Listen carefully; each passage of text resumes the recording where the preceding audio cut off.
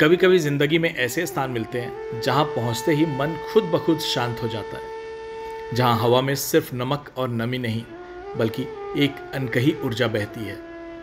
ये वही धरती है जहां भगवान श्री कृष्ण ने द्वारका बसाई थी और जहां आज भी हर लहर, हर शंखनाद में हर हर महादेव की गूंज सुनाई देती है। तो दोस्तों, मैं हूं सुशांत और AS एक्सप्लोर्स में आज हम लेकर आए हैं 12 ज्योतिर्लिंगों की यात्रा में 10वें पड़ाव में नागेश्वर ज्योतिर्लिंग, जो कि द्वारका गुजरात में स्थित है। ऐसा कहा जाता है कि यहाँ भगवान शिव नागों के स्वामी के रूप में विराजते हैं, जो अपने भक्तों को भय, विष और नकारात्मक ऊर्जा से मुक्ति दिलाते हैं।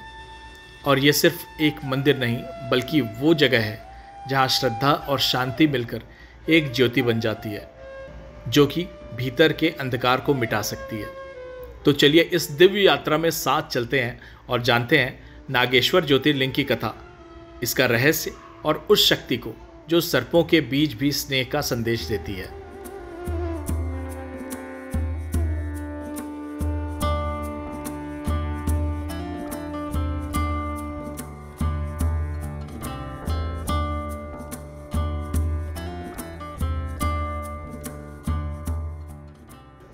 यहाँ के सबसे नज़दीकी बड़े रेलवे स्टेशन और एयरपोर्ट द्वारका रेलवे स्टेशन और जामनगर एयरपोर्ट है। सड़क मार्ग की बात करें तो द्वारका से टैक्सी ऑटो लेकर हम यहाँ तक पहुँच सकते हैं और रास्ते में पूरी तरह से आपके गाइडेंस के लिए साइन बोर्ड की सुविधाएं बढ़ी हुई हैं। रहने के लिए यहाँ आसपास बजट होटल, धर्मशालाएं भी मिल जाती हैं। उदाहरण के तौर पर गवर्नमेंट सर्किट हाउस, द्वारका अतिथि गृह और धर्मशाला आदि। ऑनलाइन होटल बुकिंग साइट्स पर बहुत ही ईजिली आप अपनी बुकिंग कर सकते हैं।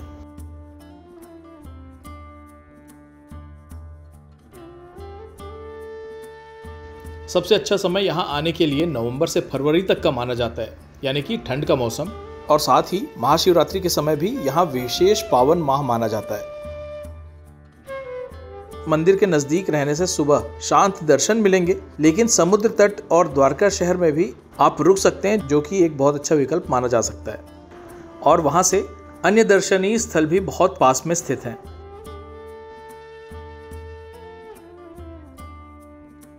एक कथा के अनुसार दारुकवन नाम की वन भूमि में एक असुर दारुक और उसकी पत्नी दारुकी रहते थे। दारुकी देवी ने माता पार्वती की तपस्या की और वन सत्ता प्राप्त की। वहीं एक दानवीर भक्तिवंत सुप्रिया था, जिसे दारुक ने बंदी बना लिया। सुप्रिया ने ओम नमः शिवाय जाप जारी रखा। शिवजी ने उस अवस्था में अपने रूप में हस्तक्षेप किया। असुरों का नाश हुआ और वहां स्वयंभू ज्योतिर्लिंग के रूप में प्रकट हुए। यही नागेश्वर ज्योतिर्लिंग माना जाता है।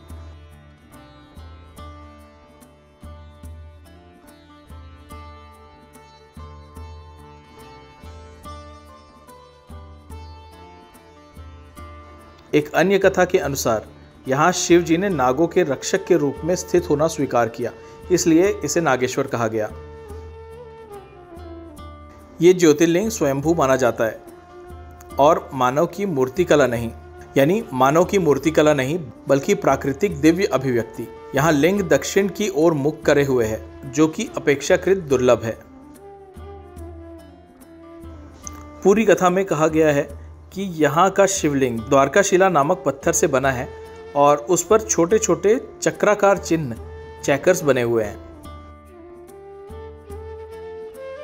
ये माना जाता है कि इस स्थान पर आकर श्राद्ध व भय, विशेषकर सर्प या विष से मुक्ति मिल सकती है। यानी शरीर, मन, आत्मा और विष मुक्त करने का ये प्रतीक माना जाता है। एक विशेष मान्यता ये भी है कि यदि जन्म कुंडली में सर्प दोष या काल सर्प दोष है तो यहाँ धातु के सांप के आकार के भोज दान करने से उस दोष को खत्म करने की परंपरा है।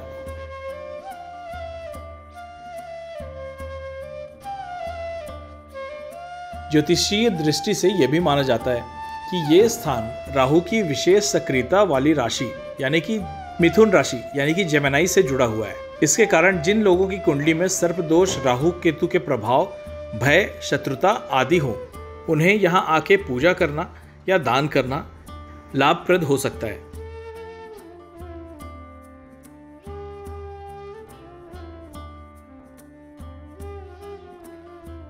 चूंकि मंदिर द्वारका के निकट है और द्वारका को कभी कभी 7 यौगिक चक्रों से जोड़ा जाता है, इसलिए कहा गया है कि ये स्थान सहस्त्रार यानी कि मुकुट चक्र के अनुरूप है। मतलब ये कि यहाँ स्थिर होकर हम अपने अंदर की उच्चतर चेतना की स्थिति को स्पर्श कर सकते हैं, जैसे कि किसी दरवाजे के अंदर कोई और दरवाजा खुल गया हो।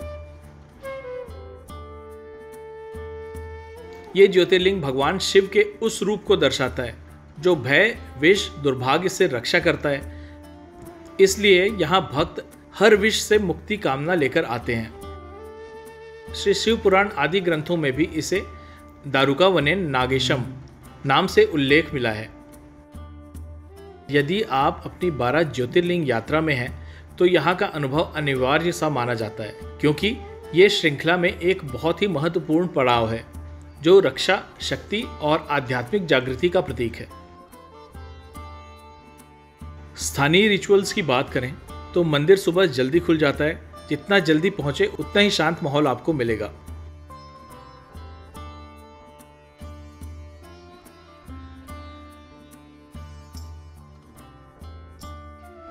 और अगर आप नेचर लवर हैं तो समुद्र के किनारे बैठकर आप यहाँ के नेचर का मजा ले सकते हैं।